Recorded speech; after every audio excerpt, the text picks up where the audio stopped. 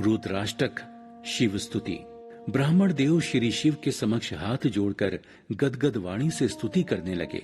नमामीश मीशान निर्वाण रूपम विभुम व्यापकम ब्रह्मवेद स्वरूपम निजम निर्गुणम निर्विकल्पम निरिहि चिदाकाश माकाश वासम भजेयम्। हे मोक्ष स्वरूप विभु व्यापक ब्रह्म और वेद स्वरूप ईशान दिशा के ईश्वर तथा सबके स्वामी श्री शिव, मैं आपको नमस्कार करता हूँ। निज स्वरूप में मायादि रहित, गुणों से रहित, भेद रहित, इच्छा रहित, चेतन आकाश रूप एवं आकाश को ही वस्त्र रूप में धारण करने वाले दिगंबर आपको मैं भजता हूँ।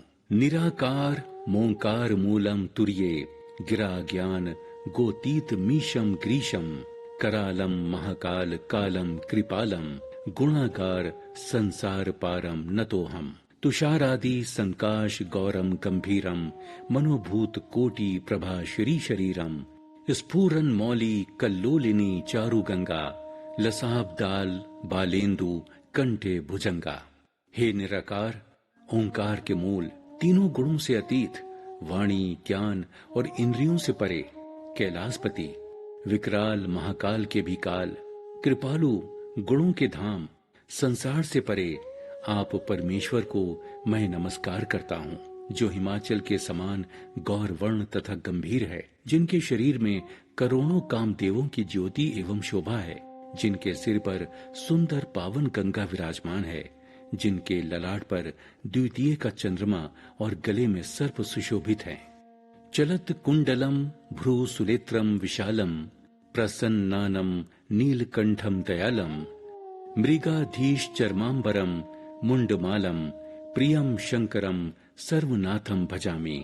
प्रचंडम प्रकृष्टम प्रगल्लभम परेशम अखंड अजम भानु कोटि प्रकाशम भजे हम भवानी पतिम भाव गम्यम।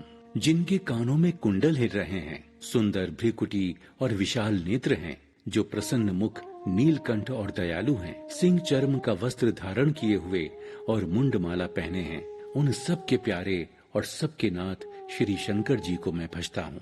रुद्र रूप श्रेष्ठ तेजस्वी परमेश्वर, अखंड अनन्य करोड़ों सूर्यों के समान प्रकाश वाले, तीनों प्रकार के शूलों का निर्मूल करने वाले, हाथ में त्रिशूल धारण किए प्रेम के द्वारा प्राप्त होने वाले भवानी के पति श्री शंकर को मैं भजता हूँ। कलातीत कल्याण कल्पलांतकारी सदा सज्जनानंद दाता पुरारी चिदानंद संदोह मोहापकारी प्रसीद प्रसीद प्रभो मम थारी। ना यावद उमानाथ पादारविंदम अजंती ही लोके परेवा नारायणम ना तावत्व सुखम शांति संतापनाशम प्रसीद प्रभु सर्वभूतावधिवासम। हे प्रभु, कलाओं से परे कल्याण स्वरूप कल्प का अंत अर्थात प्रलय करने वाले, सज्जनों को सदा आनंद देने वाले, त्रिपुरारी के शत्रु सच्चिदानंद घन, मोह को हरने वाले, मन को मत डालने वाले, कामदेव के शत्रु, हे प्रभु प्रसन्न होइए, प्रसन्न होइए। हे पार्वती के पति, जब तक मनुष्य आपके चरण कमलों को नहीं भजते, तब तक उन्हें ना तो इहलोक और ना परलोक में सुख शांति मिलती है और उनके तापों का नाश होता है। अतः समस्त जीवों के अंदर निवास करने वाले हे प्रभु प्रसन्न होइए। न जनामि योगम जपम नैव पूजाम न तो हम सदा सर्वदा शंभु तुभ्यम जरा जन्म दुखौद तातप्ययामनम प्रभु पाही आपन्न मामीश शंभो। मैं ना तो योग जानता हूँ, न जप और न पूजा ही। हे शंभो, मैं तो सदा सर्वदा आपको ही नमस्कार करता हूँ। हे प्रभु, बुढ़ापा तथा जन्म मृत्यु के दुखों से पीड़ित मुझ दुखी की दुखों से रक्षा कीजिए। हे ईश्वर, हे शंभो, मैं आपको नमस्कार करता हूँ।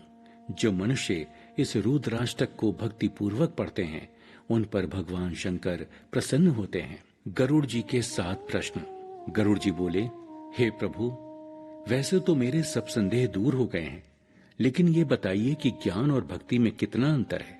गरुड़ जी के प्रश्न के उत्तर में काकभुशुंडी बोले, हे तात, भक्ति और ज्ञान में कुछ भी भेद नहीं है। दोनों ही संसार से उत्पन्न क्लेशों को हर लेते हैं। फिर भी मुनि जनों ने कुछ अंतर बताए हैं, उन्हें ध्यान लगाकर सुनिए। हे पक्षीराज, ज्ञान, वैराग्य, योग, विज्ञान ये सब पुरुष हैं। पुरुष का प्रताप सब प्रकार से प्रबल होता है। अबला अर्थात माया स्वाभाविक ही निर्बल और जन्म से ही मूर्ख होती है, परंतु जो वैराग्यवान और धीर बुद्धि पुरुष हैं, वही स्त्री का त्याग कर सकते हैं, ना कि वो कामी पुरुष जो विषयों के वश में हैं और रघुनाथ जी के चरणों से विमुख है। ज्ञान के भंडार वो मुनि भी मृगनयनी के चंद्रमुख को देखकर उसके अधीन हो जाते हैं। माया और भक्ति दोनों ही स्त्री वर्ग की हैं, ये सब कोई जानता है, परंतु रघुवीर जी की भक्ति प्यारी है। माया बेचारी तो नहिनी मात्र है। अब काक जी ये बताइए कि सबसे दुर्लभ शरीर कौन सा है, फिर सबसे बड़ा दुख कौन सा है और सबसे बड़ा सुख कौन सा है? इन सबको संक्षेप में बता दीजिए। संत और असंत के भेद बताइए। श्रुतियों में सबसे महान पुण्य कौन सा है और सबसे भयंकर पाप कौन सा है? फिर मानस रोगों को समझाकर कहिए। आप सर्वज्ञ हैं और आपकी मेरे ऊपर कृपा है। काक भुजुंडी बोले, हे तात, मैं सबको संक्षेप में कहता हूँ, लो सुनो। नर तन सम नहीम कवन्यू देही, जीव चराचर जाचत तेही, नरक स्वर्ग अपवर्ग निसैनी, ज्ञान विराग भक्ति शुभ देनी। हे गरुड़ जी, मनुष्य शरीर नरक, स्वर्ग और मोक्ष की सीढ़ी है तथा कल्याणकारी ज्ञान, वैराग्य और भक्ति को देने वाला है।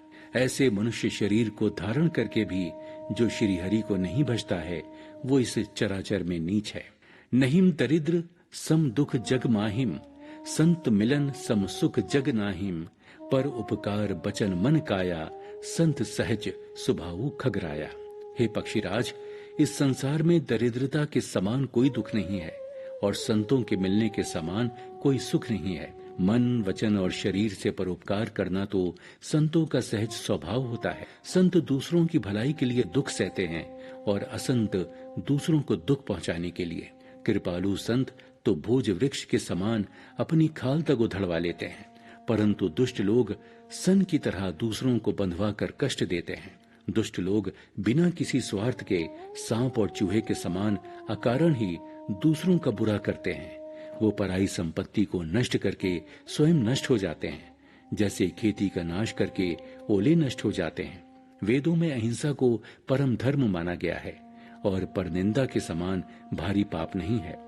शंकर जी और गुरु की निंदा करने वाला मनुष्य अगले जन्म में मेढक होता है। ब्राह्मणों की निंदा करने वाला बहुत से नरक भोग कर फिर संसार में कोए का जन्म पाता है। अभिमानी लोग जो वेदों और देवताओं की निंदा करते हैं, वो सब रौरव नरक में पड़ते हैं। संतों की निंदा करने वाले उल्लू बनते हैं और जो मूर्ख बाकी की निंदा करते हैं, वो सब चमगादड़ का जन्म पाते हैं। हे तात, अब मानस रोग के बारे में सुनिए। हे पक्षीराज, सब रोगों की जड़ अज्ञान है। उन व्याधियों से फिर और बहुत शूल उत्पन्न होते हैं। काम वात है, लोभ बढ़ा हुआ कफ है और क्रोध पित्त है जो सदा छाती जलाता रहता है। यदि ये तीनों भाई ही प्रीति कर लें यानी मिल जाएं, तो सन्निपात रोग उत्पन्न होता है। ममता दाद की तरह है, ईर्ष्या खुजली है, हर्ष विषाद गज गंड कंठमाला घेंगा रोग है, पराये सुख को देखकर जलना क्षय रोग है, दुष्टता और मन की कुटिलता कोढ़ के समान है। हे तात, अहंकार अत्यंत कष्ट देने वाला गांठ का रोग है। दंभ, कपट, मद और भान नेहरुआ यानी नसों का रोग है। तृष्णा जलोदर के रोग के समान है। मत्सर और अविवेक दो प्रकार के ज्वर हैं। इस प्रकार अनेकों बुरे रोग हैं जिनका वर्णन नहीं हो सकता। आदमी तो एक ही रोग से मर जाता है, फिर ये तो बहुत से असाध्य रोग हैं। ये जीवन को निरंतर कष्ट देते रहते हैं। तब मनुष्य शांति कैसे प्राप्त कर सकता है? हालांकि नियम, धर्म, उत्तम तप, ज्ञान, यज्ञ, जप, दान तथा और भी करोड़ों औषधियां हैं, परंतु हे तात, उनसे ये रोग नहीं जाते। इस प्रकार ये मैंने थोड़े से मानस रोग कहे हैं। हे गरुड़ जी, यदि श्री राम जी की कृपा से इस प्रकार का संयोग बच जाए तो ये सब रोग नष्ट हो जाते हैं। मनुष्य रोगी सद्गुरु रूपी वैद्य पर विश्वास करें, विषयों से दूर रहें, वो संयम का परहेज है। श्री राम जी की भक्ति संजीवनी जड़ी है। हे गोसाई, मन को निरोग तब जानना चाहिए जब हृदय में वैराग्य की तीव्रता बढ़ जाए और विषयों की आशा रूपी दुर्बलता मिट जाए। तब उसके हृदय में राम भक्ति छा जाती है। जो श्री हरि का भजन करते हैं वो विकट संसार सागर को सहज ही पार कर लेते हैं। इसके बाद गरुड़ जी बोले, हे काकभुशुंडी, आपकी रसमयी वाणी में श्री रघुनाथ जी के गुण सुनकर मैं कृत्य हो गया हूँ। श्री राम जी के चरणों में मेरी प्रीति बढ़ गई है। मेरा जन्म सफल हो गया है।